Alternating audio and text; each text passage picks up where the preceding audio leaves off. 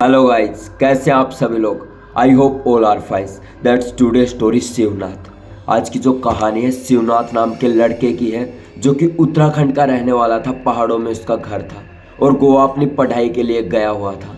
जो उस रात उसके साथ हुआ वो वाकई बहुत ही हद तक कमाल का था, क्योंकि जो सोमनाथ ने देखा वो वाकई डरावना था। जो उसके गाँव में उसके साथ घटना घटी, होता कुछ ऐसे है। ये कहानी 2 साल पहले की है। सोमनाथ जो था अपने गोवा में पढ़ाई कर रहा था, सब कुछ अच्छा चल रहा था। उसके 5 से 7 दोस्त थे जो वहीं पर ठहरे हुए थे, जो कि दूर दूर से थे। वो अपने अपने घर चले जा चुके थे और दिवाली का समय आ रहा था। करीबन 15 दिन बचे थे। अब सोमनाथ ने सोचा कि भाई मुझे भी घर चलना चाहिए, घर पे सब कुछ सही होगा, घर का हाल देखेंगे। सोमनाथ ने अपना पूरा प्लान कर लिया था कि इस समय मैं घर से निकलूंगा और घर पहुंच जाऊंगा। उस हॉस्टल में केवल सोमनाथ और उसके 2 दोस्त और बचे थे, जिसमें एक का नाम अमन और दूसरे का नाम मनीष था। वो तीनों इकट्ठा ही घर से निकलते हैं। अमन और जो दूसरा दोस्त था वो अपने घर की तरफ चल पड़ते हैं, और जो सोमनाथ था वो अपनी फ्लाइट से आता है यहाँ पर अयोध्या तक। फिर उसके बाद अपनी ट्रेन व्रेन पकड़ता है और फिर पहुँचता है उत्तराखंड। उसका गांव ऐसा था, पूरे गांव में केवल एक ही बस उन्हें लेने आती थी और कोई भी साधन नहीं था। उसके गांव की एक कच्ची सड़क थी जिससे उसका घर जाता था और जहाँ पर वो रहता था। लेकिन जो कुछ सोमनाथ के साथ हुआ, जैसे ही वो गांव की सड़क पर उतरा, उस बस ने उसे उतारा। इस समय सोमनाथ काफ़ी लेट हो चुका था, क्योंकि रात का 11:30 बजे का समय था और वो जो बस थी 10 बजे गांव उतारती थी। लेकिन उस दिन कुछ अजीब सा हुआ था, जिसके कारण बस लेट हो गई थी, टायर पंचर हो गया था। तो उस बार सोमनाथ जो था पहली बार इस समय आया था रात के समय में। जब वो वहाँ पर उतरा तो उसकी दोस्त की जो एक मुलाकात हो गई। एक दोस्त थे जो कि उसी के आसपास का जो खेत है उसमें पानी देने आया था, जिसका नाम सुमित था। वो उसे देखता और कहता कि अरे भाई तू यहाँ। तो वो कहता है चल भाई दोनों साथ चलते हैं। सोमनाथ और सुमित इकट्ठे चल पड़ते हैं वहाँ से अपने घर की तरफ। और जो सोमनाथ जिस रास्ते से जाता था, जो कच्चा रास्ता था, वो काफ़ी हद तक बहुत ही बुरा था। उस पर ऐसे मरे वरे रहते थे चीज़ें, जो जानवर होते हैं जंगली, छोटे मोटे चूहे बिल्ली, ये वहाँ पर मरे रहते थे, बंदर वंदर।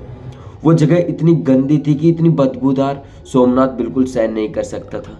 लेकिन अब सोमनाथ को घर भी पहुँचना था और बिल्कुल तैयारी के मूड में था। सोमनाथ चल पड़ता। उसका दोस्त सुमित जो था उसका सामान ले लेता है, कहता है कि भाई आधा सामान मैं ले चल पड़ूंगा, तू साथ चल। तो दोनों जैसे जैसे चल रहे थे, सोमनाथ का जो रास्ता था कच्चे घर का, वो ऐसे जा रहा था। और जो उसका दोस्त था सुमित, वो खेतों का जो घर था उस तरफ जाने लगा था। तो सोमनाथ के समझ में नहीं आया कि वो करे तो करे क्या, और ये सुमित ऐसा क्यों कर रहा है। सोमनाथ काफ़ी थोड़ा सा डर गया था। उसे लगा कि यार भाई सुमित, घर तो इस तरफ है, तो इस साइड कहाँ ले जा रहे हैं। तो जो सुमित था वो कहता है भाई यहाँ चल, यहाँ आराम करेंगे थोड़ी देर पहले, फिर चलेंगे। तो सोमनाथ कहता है कि नहीं भाई, मुझे पहले घर जाना है। तो सुमित मना कर देता है बार बार, और सुमित जो था उसने सोमनाथ का हाथ पकड़ लिया और हाथ पकड़कर उन्हें खेतों की तरफ धकेलने लगा, या फिर उसके घर की तरफ जाने लगा। खेतों में ऐसे ऐसे चलते ले जाने लगा।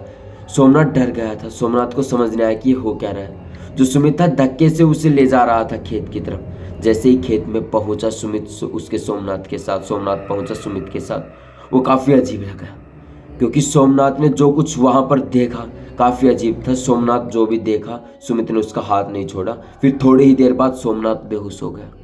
जब उसे होश आया तो वो एक पीपल के पेड़ से बंधा हुआ था, और 2-4 लोग जो गांव के थे वहां पर आए हुए थे, जो सोमनाथ को देख रहे थे। उन्होंने सोमनाथ को देखा और वो काफ़ी परेशान हो गए, और उन्होंने पूछा कि भाई तू ऐसी जगह कैसे पहुंचा। तो सोमनाथ ने बिल्कुल सच्ची बताया कि रात को ऐसे एक सुमित नाम का दोस्त जो गाँव का है मुझे आया और ऐसे यहाँ पर ले आया। तो गांव वालों ने बताया कि तेरा जो सुमित दोस्त था उसकी करीबन 4 से 5 दिन पहले डेथ हो गई है, और उसके साथ जो हादसा हुआ था वो एक एक्सीडेंट था, जिसमें वो कार चला रहा था और कार का बुरी तरह से हादसा हो गया था।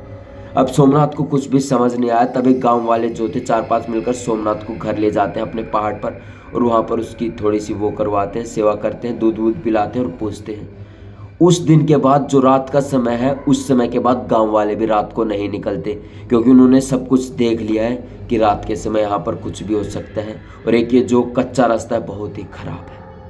अब सोमनाथ कभी भी रात के समय अपने घर नहीं आता, वो अपने दिन का समय का ही इंतजार करता है और हमेशा दिन में ही घर आता है।